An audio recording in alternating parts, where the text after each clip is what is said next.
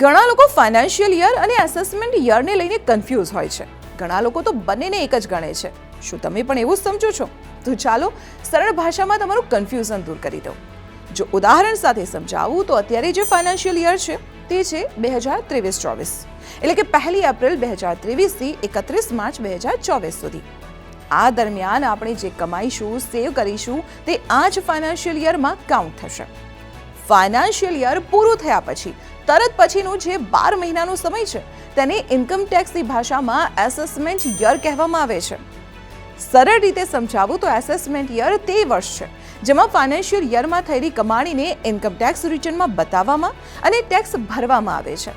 જેમ કે financial year 2023-24 માટે આઈટીઆર અને ટેક્સ એસેસમેન્ટ યર 2024-25 ભરવામાં આવશે. તો સમજી ગયા ને બંને વચ્ચેનો તફાવત?